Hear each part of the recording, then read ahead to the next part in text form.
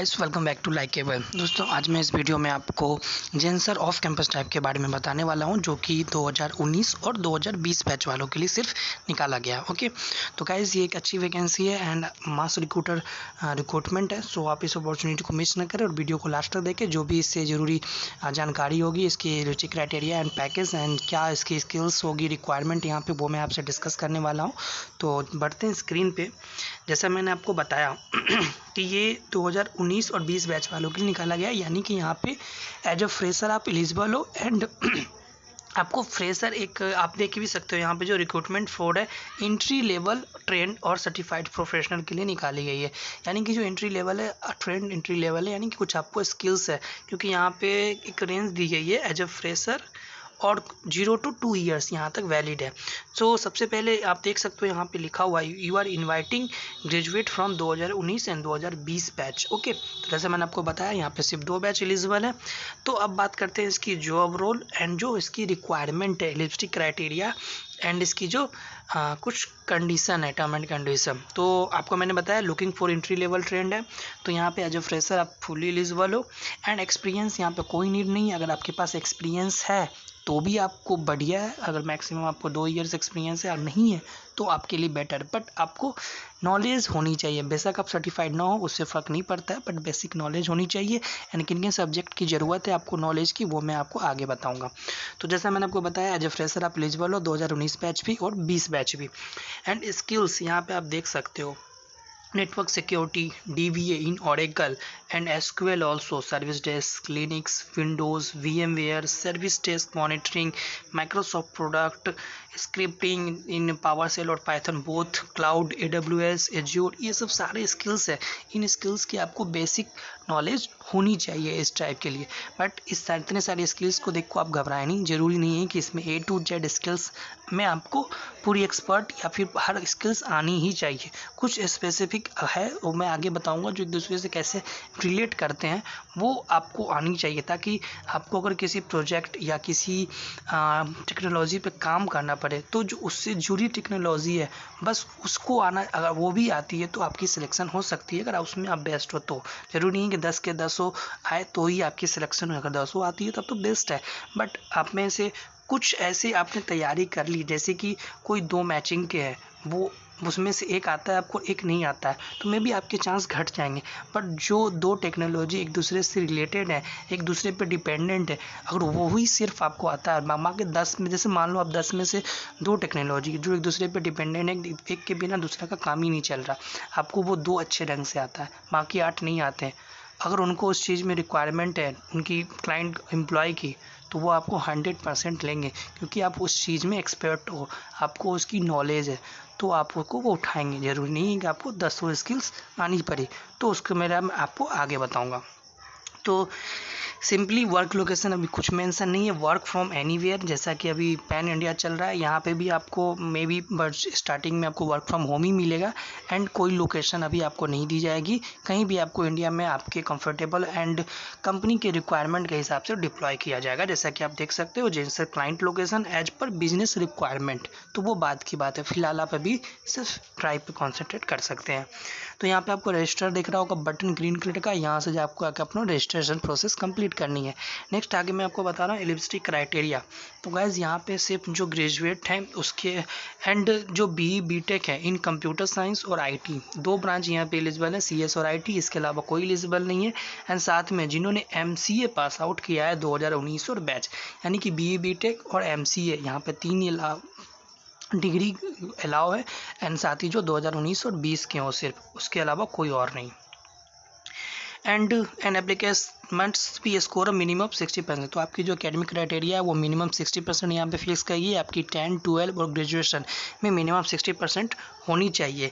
And candidate should have valid training certificate at the time of appearing for online sets assessment, और आपके पास कोई certificate है या फिर आपने कोई अच्छे ऑनलाइन सेट, जैसे आपने ऑरेकल डेटाबेस है, अगर आपने डेटाबेस का कोई सर्टिफिकेशन निकाला हुआ है फंडामेंटल या एसोसिएट या कोई भी लेवल का, तो उसकी आपकी वैलिड आपके पास क्रेडेंशियल होनी चाहिए, सर्टिफिकेट होनी चाहिए। ओके, ताकि वो BGP में काम आ सके, क्योंकि अगर आपका सिलेक्शन होता है तो नॉर्मल बैकग्राउंड वेरिफिकेशन तो होते ही है। आगे नेक्स्ट है आपकी as we cater to global clients नेट में ऑपरेट 24/7 बेसिस। तो यहाँ पे सेम है, 24/7 हर जगह होती है, आपको मैक्सिमम 90+% में होती है। तो उसके लिए आपको टेंशन नहीं लेना है, आपको फ्लेक्सिबल उसके लिए रहना होगा। And flexible to work on any skills, technology, domain, job profile as per business requirement. तो आपको कोई भी स्किल, जैसे यहाँ पे मैंने आपको 10-12 बताए, इनमें से किसी पे भी आपको आपके इंटरेस्ट, आपके ट्रेनिंग और आपके स्किल्स के अकॉर्डिंग डिप्लॉय किया जाएगा, साथ ही उनके रिक्वायरमेंट के हिसाब से। तो यहाँ पे कोई स्पेसिफिक नहीं है, जो स्किल्स दिखाया गया है आपको स्पेसिफिक, आप उसमें से किसी एक पे ही चूज़ करो, तो वो ऐसा नहीं होगा, उनकी रिक्वायरमेंट के हिसाब से दिया जाएगा। और साथ ही आप भी डिपेंड करता है कि आपकी नॉलेज किस में क्या है। Okay, and immediate joiners will be referred for all the roles. And सबसे ज़रूरी बात, इमीडिएट ज्वाइनर। तो आपकी अगर आप ऑनलाइन रिटन असेसमेंट और या टेक्निकल क्लियर करते हैं तो आपसे एक चीज़ ज़रूर पूछा जाएगा कि आप ज्वाइनिंग कब कर सकते हो।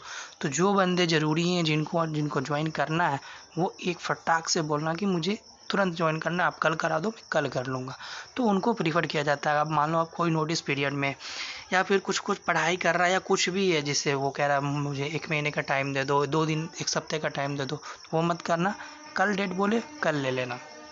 बाकी आगे CTC है गाइस। तो CTC एक नॉर्मल पैकेज है, यहाँ पे आपको 2.5 लाख पर एनम दिया जा रहा है। And as a entry level आप इससे स्टार्ट कर सकते हो, कोई बुराई नहीं है इस पैकेज में। अब बात करते हैं स्किल्स की। तो गाइस जैसे फर्स्ट यहाँ पे आप देख सकते हो विंडोज़। तो विंडोज़ में क्या क्या आना चाहिए आपको? बेसिक नॉलेज ऑफ OS होनी चाहिए, DNS, TCP, IP, ये सब क्या होता है, ये सब आपने इंजीनियरिंग कॉलेज में भी पढ़ा होगा। तो इन सबको बस थोड़ा थोड़ा आपको रिवाइज करना है बस। यूज़र मैनेजमेंट, इंस्टॉलेशन, विंडोज़ का इंस्टॉलेशन क्या है, कॉन्फ़िगरेशन कैसे है, ये सब चीज़ आपको आती होगी।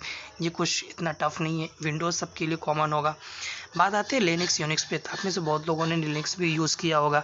तो यहाँ पे भी आपको knowledge of different Unix Linux version होते हैं, उसके कौन कौन से फ्लेवर होते हैं, जैसे उबंटू हो गई, रेड हैट हो गई, ये सब।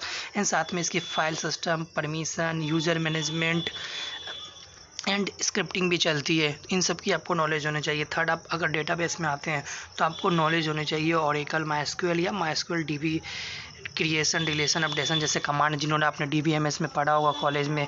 तो नॉर्मल DBMS SQL आपके सब्जेक्ट भी थे, इतने आपको आते भी हैं। एक्स्ट्रा आपको एफर्ट्स डालने होंगे थोड़ी बहुत DB बैकअप एंड रीस्टोरेशन वाला पार्ट में, क्योंकि ये हमारे कॉलेज सेशन में नहीं होता। तो आप इसे ऑनलाइन पढ़ सकते हो। इससे ज़्यादा कुछ आपको इतना आप अपने माइंड में बैठा लेना, कोई आपको एडवांस एक्सपर्ट लेवल की जानकारी आपसे नहीं पूछी जाएगी कि जो आप बता ना सको। ये एंट्री लेवल की जॉब है और आपसे as a beginner, as a fresher आपको ट्रीट किया जाएगा और आपके क्वेश्चन भी उसी होंगे। ऐसा नहीं कि एकदम 0 लेवल पे होंगे। जज तो सामने वाला आपको जितना लेता है उससे एक लेवल अप ही लेता है। तो आपको अगर एंट्री लेवल पे ले रहा है, बिगिनर लेवल पे ले रहा है, तो आपको एक इंटरमीडिएट लेवल तक की तैयारी होनी चाहिए और उसकी क्वेश्चन भी इंटरमीडिएट लेवल तक ज़रूर होगी। ओके, नेक्स्ट है आपकी नेटवर्किंग की। आपकी यहाँ पे जो आप देख रहे हो ना सब्जेक्ट, सारे आपकी इंजीनियरिंग के सब्जेक्ट हैं, सब आपने पढ़ा होगा। सिर्फ आपको एक रिवीजन मारना है और थोड़ा एक इंटरव्यू जो होती है ना कंपटीशन पॉइंट ऑफ व्यू से एक तैयारी करके उसको रिवाइज करना है, बस डेट्स इट। उससे ज़्यादा कुछ नहीं है। फिर VMware, आपको क्लाउड है, ये सब आपको थोड़ा बहुत पढ़ना होगा। तो अब बात करते हैं जो मैं आपको बता रहा था कि कैसे यहाँ पे कौन दो टेक्नोलॉजी एक दूसरे पे डिपेंडेंट है, क्योंकि जिसमें आप अगर उसे अच्छे ढंग से कर लेते हो तो आपके चांसेस ज़्यादा होते हैं सिलेक्शन की। तो जैसे कि मैं एक बताऊं आपको, जैसे आप मान लो डेटाबेस, जैसे आपको डेटाबेस में इंटरेस्ट है, साथ ही आपने ओरेकल डेटाबेस अच्छे से पढ़ लिया या कोई भी SQL ही पढ़ लिया। तो जैसे आप डेटाबेस पढ़ते हो, सब चीज़ आपकी बेसिक आपको आप इंजीनियरिंग में पढ़ी हुई है, थोड़ा एफर्ट्स और डाल के आपने इंटरनेट या ऑनलाइन कहीं से भी पढ़ ली। तो अब यहाँ पे डिपेंडेंसी क्या होगी, DB जो होती है, कोई भी डेटाबेस उसे इंस्टॉल किया जाता है सर्वर पे या जो भी है, तो उसके लिए OS ज़रूरी होता है। तो यहाँ पे OS का खेल होता है। तो यहाँ पे क्या है ना आपको कि मैक्सिमम कंपनीज़ में कोई भी हो, वो विंडोज़ कम यूज़ करते हैं, वो OS यहाँ पे आपको लिनक्स यूनिक्स जो है हमारा वो यूज़ करते हैं। तो यहाँ पे डिपेंडेंसी क्या है, आपके डेटाबेस का डिपेंडेंसी आपके लिनक्स और यूनिक्स से है। तो आप अगर लिनक्स, यूनिक्स और डेटाबेस ये दोनों अच्छे ढंग से कर लेते हो तो आप एक डेटाबेस एडमिनिस्ट्रेटर बन सकते हो और एज ए DBA आपको वो हायर करेगा और डिप्लॉय भी करेगा। तो ये डिपेंडेंसी में आपको सब चाह रहा था। और लाइक सेम उसमें जैसे मान लो आप क्लाउड में हो, AWS अच्छे से करते हो, यहाँ पे भी आपको लिनक्स की ज़रूरत है। तो मैं एक कॉमन पॉइंट आपको ढूंढ के देता हूँ, लिनक्स। तो वो आपको मस्ट है। आप कुछ भी इसमें से ट्राई करो, लिनक्स आप में कॉमन है, आपको लिनक्स आनी चाहिए। तो मेरी तरफ से ये एडवाइस रहेगा कि लिनक्स अच्छे से पढ़ना, उसके बेसिक कमांड्स जो भी हैं कोई ज़्यादा टफ नहीं है, बस उसे अच्छे से याद करके पढ़ लेना, रट डाना पूरा।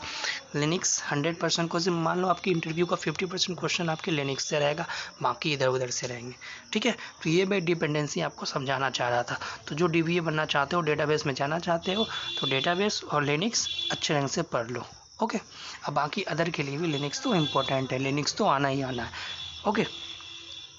तो ये थी इससे जुड़ी एंड कुछ इंपॉर्टेंट पॉइंट्स हैं, जैसे इंटरेस्टेड और suitable candidate apply online for Zensar off campus drive by clicking the register button. जैसे मैंने आपको बताया, जो ग्रीन कलर का बटन है उस पर जाके आपको रजिस्टर करना है। And short listed candidate will receive an email invite for further process. तो आप अभी जैसे रजिस्टर कर दोगे तो आपको ईमेल पे एक इनवाइट लिंक मिल जाएगी, वहाँ से आप अपने नेक्स्ट स्टेप को दे सकते हो। फिलहाल मैं आपको इस लिंक पे जाके दिखा रहा हूँ।